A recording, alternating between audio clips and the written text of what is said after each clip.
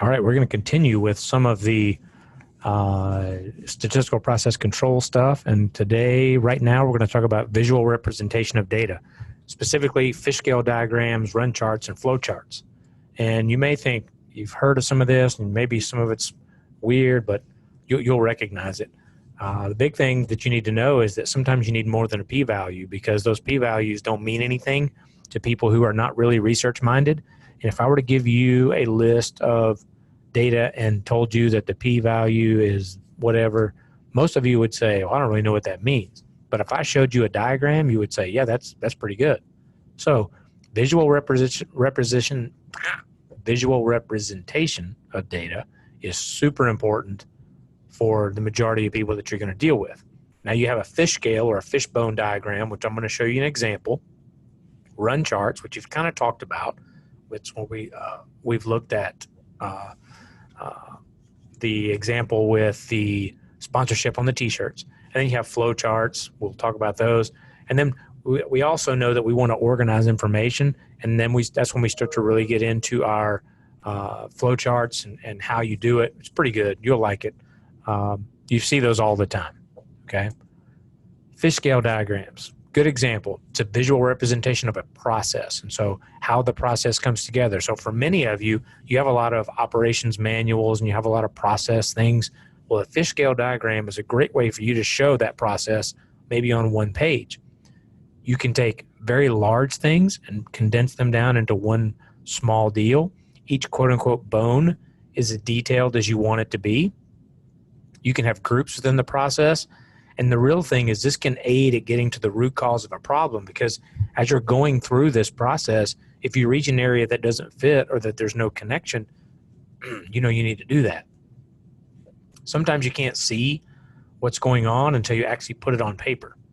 So this is, believe it or not, the entire rehabilitation program for ACL reconstruction. So on the far left, you have the initial injury, and then you have the evaluation. After the evaluation, you have medical evaluation. And so you can see we're here. We alternate each one. And as we come up, each one of these builds on the next till we get to return to play. And so some of you may not be able to do something like that. Some of you may say, wow, this is super intimidating. But it really isn't. Because if you were to say, okay, what's step one? Step one, you go see the doctor. Well, at the doctor, you're going to do certain exams. Well, the two exams that we can do that are going to basically tell us that we're going to get an MRI for ACL reconstruction are a Lachman or an anterior drawer. If that patient tells us they heard a pop or a snap, then that just confirms that that's what we're going to do. We're going to send them to the doctor. When they go to the doctor, they're going to get a brace to keep their legs straight in case there's a meniscal tear. We don't want to make it worse. We're going to get an MRI. We're going to get an X-ray to approve the MRI. And then we're going to have them gently begin to do active and passive range of motion. Then we're going to get our diagnostics. We're going to have an MRI results. If we have surgery, we're going to determine whether we're going to do bone patella tendon bone, an allograft, or hamstring. And then we're going to schedule surgery. Then after surgery, immediately we're going to do patella mobility, control edema, get their knee flexed to 90 degrees, start to get quad control, begin walking a little bit, and that's the first 7 days. Then we get the first 2 to 14 weeks. We're working on swelling, active range of motion, open, closed kinetic chain activities, independent walking. Then we get to plyometrics, isotonic strength training, neuromuscular control, full active range of motion. Then we get to phase 4, which is 10 to 16 weeks, which is initiate running, hop testing if we want to at 80%, isokinetic testing if we want to at 75%. And then finally we get to medical release due after we get all of our testing, and then you return to play. Well, that's a lot to put on one slide, but that's pretty detailed, believe it or not. So there are a lot of things in your department, in your area, that you could do this with, and you would immediately see where there were gaps, immediately see where there were areas that could be improved or that need to be linked together. So run charts, okay, they're very simple, very descriptive monitoring of something. We don't know what that is. It could be anything. It allows you to see what's going on over a month, over a quarter, over a year. Maybe you want to look at the last 3 years. These are really good when you do run charts year by year over the 12 months, because then you can see in those 12 months When are people coming to the academic center? When are we getting the most hits on our website? When are we getting the most sales in tickets? When are people more apt to buy their season tickets so that we can plan on offering our season tickets at a time where they're really engaged in our department? They're very easy to create. It's a simple spreadsheet. It's very hard to manage live, though. Very, very popular in healthcare, and I've given you some examples there. But what it does tell you is what is and is not important. So if we look at this picture, this is a screenshot of a 2-year run chart of sessions on the ETSUBucks.com website. So this goes from October 2012 to July 2014. You guys are going to be blown away with what's on here. There were 4,000 sessions. So the highest peak that's on there is when we announced the restarting of football, and then that Coach Fulmer was going to be helping us to make that happen. So that's the big spike. Then the next big spike that we had is when the baseball team made the regional and was playing Vanderbilt. We were on TV. Then we had football signing day, and then we had our new logo launch. So when the E came out, it still was not as big as football signing day or the announcement of the return to football. But this is a good indication of what's going on, because if you see here, July is pretty low. There's not a lot going on in July. And so if we look here, that same dip is right there, but all of a sudden we launched the logo and we had this massive spike. So what could we do to keep this peak in the summer months? Well, we can't launch a new logo every year, but there are things that we might want to do to do that. But this is good information. You can use this. All of you external folks, you should be drooling over something like this. And so if we look at our basketball attendance, for example, and this is not anything behind the scenes. This is just the reality. So we dropped football in 03-04. And at that time, our basketball attendance was good. Our average per game was increasing. We dropped football. We got into a new conference. When we got into a new conference, our attendance started to drop.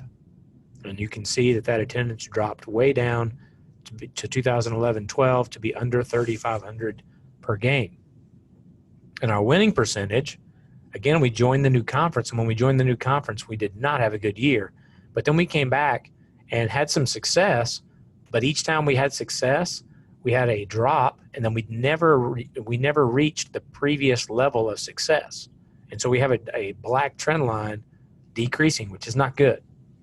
And so when we look at our average attendance per game and our winning percentage, and we look at them beside each other, we can see that there's some serious differences there.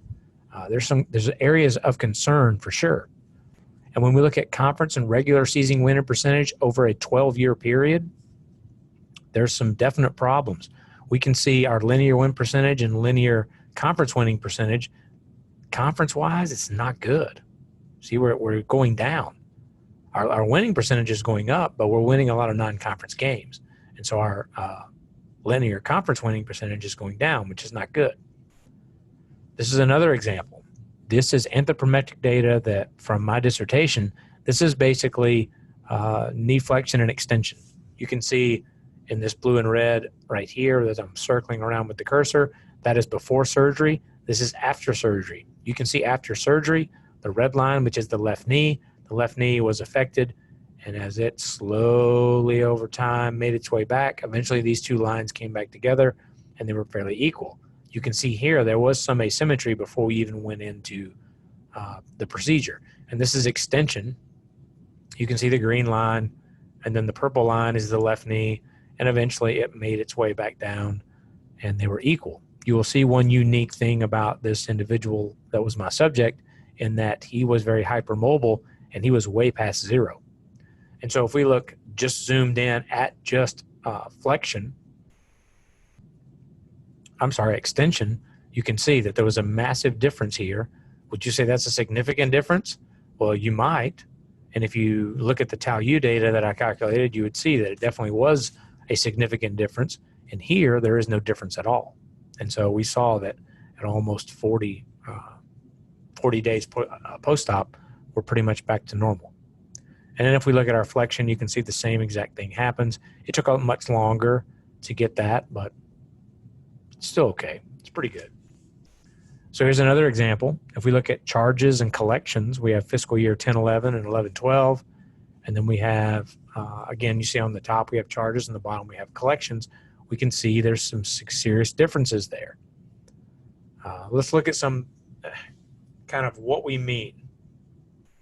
When we think about athletics, how can we use run charts? And there's tons of ways you can use run charts in athletics. Again, you're going to look at hits on your website, ticket sales, what month are people doing things, from a grade point standpoint, what classes are seeing the most failing grades, what teachers are giving the most trouble, what teams are occupying the academic center or occupying the training room the most. When are you seeing the most patients in the training room? All those things, whether it's through testing, whether it's looking at a team. Maybe it's going to be something in your administration. How long are people keeping their job? Are they, when they leave their job, are they taking a lateral position or an increase or a decrease? Or are they getting out of it altogether? How can you use your run chart and research? Well, you guys have the ability to use this any way that you want. You can see the benefit in sports science, and we're going to talk a lot about sports science in the summer. I think you'll really enjoy that part of it for those of you that aren't very familiar. But, fish scale diagrams are pretty easy. They can be intimidating, but they're really not. But run charts are great. We use those all the time. So if you have questions about this, let me know. Otherwise, we're going to pick up with this, and we're going to carry right on into our next section.